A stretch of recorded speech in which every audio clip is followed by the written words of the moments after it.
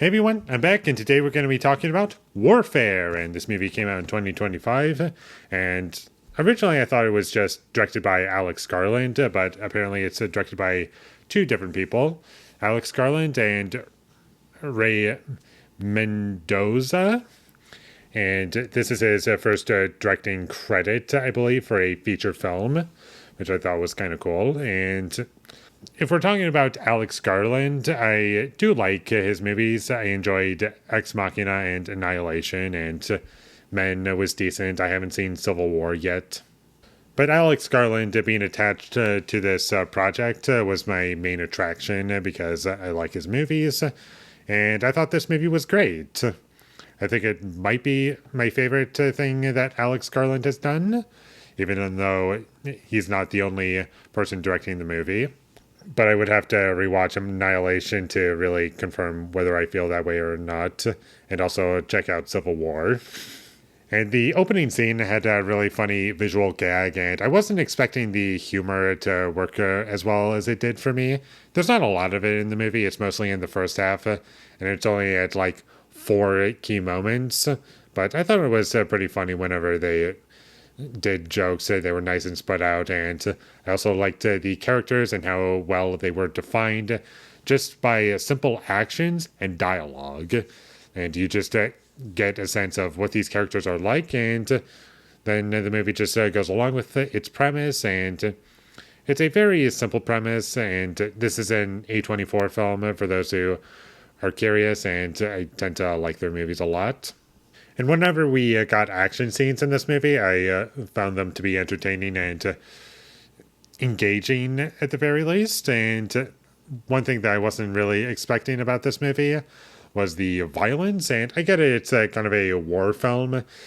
But one thing that I wasn't expecting, and I don't know if this is considered to be a spoiler or not, but I wasn't really expecting it to be as violent as it was. Almost kind of like a body horror edge to it. That might be considered a spoiler to some. Some might feel otherwise. But it doesn't feel out of place. It does feel like, oh, this would probably happen in this movie, maybe. And there was some really great effects work in this movie that I thought were pulled off really well. And I can't really get into too specific because I don't want to spoil anything, but it looked convincing from my point of view, and it never felt out of place. Like the first half is very reserved and not much happens, and it's just showing these characters and what they're doing. And it's kind of a slow burn, although it never once tested my patience. And the movie is an hour and a half long, and it's a nice short commitment, and I do feel as though that's the perfect runtime for this movie. And I also appreciated the lack of music in this movie. Like, there were so many moments where I was thinking to myself, wow, I'm not hearing any music, and it's adding to the atmosphere. It's adding to the slow building tension. It just worked so well in this movie, I feel. And the performances were really good in this movie, and it has a pretty good cast also. Will Poulter, if I pronounced that correctly, he did a great job, and I always recognize that it's him, but whenever I see him in a movie, I don't see the actor, I always see a character. He's just very recognizable to me. But he did a good job, despite him not having as much screen time as I initially thought he was going to, or at least screen presence. It's mostly surrounded by the supporting characters and everything that they go through. And there isn't really a main character in this movie now that I think about it. It's mostly just about these guys, and I do feel as though that adds to the film. Like, you can get this tension in the background of the movie. It was like, oh, any one of these guys could die. And it wouldn't feel out of place for that character to die or predictable for this character to die. And even if you don't know much about them, you can still understand the situation that they're in and kind of relate to these characters in the sense that, like, oh, in this situation, like, I would probably react similarly in this type of situation.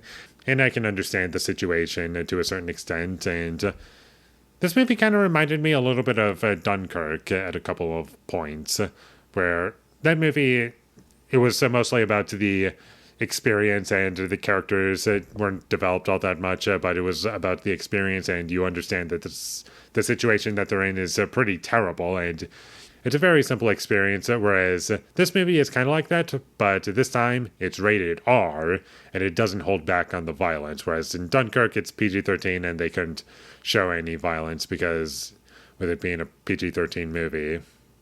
And I don't really consider this to be a spoiler, but once we got to the end credits, I was kind of thinking a little bit of One Cut of the Dead, and I'm pretty sure other movies have done that, but it was just kind of funny that that's what popped into my head while watching the end credits.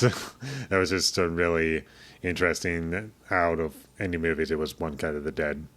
And that's about all I have to say about Warfare. It was great. Really loved it. I'll gladly rewatch it. And if you haven't seen it, definitely give it a watch. And with all that being said, I'm going to give Warfare an 8 out of 10.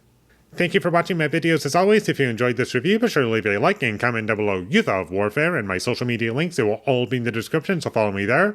And last but not least, subscribe to be a part of Foley Nation, and I'll see you when I get my next review up, and that is going to be for American Pie. So look forward to that, but until I get that up, thank you for watching and have a great day.